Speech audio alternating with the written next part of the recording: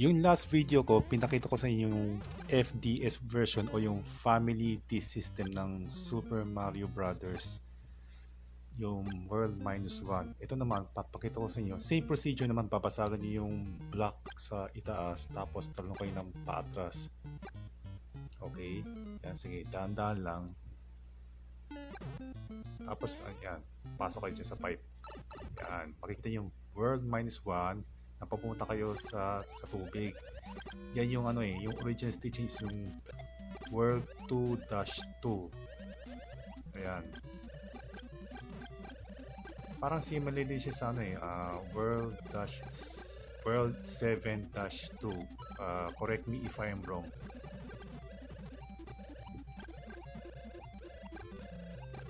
So pagkatapos niyan, papasok doon sa pipe. Yan. Looping kasi yan, kaya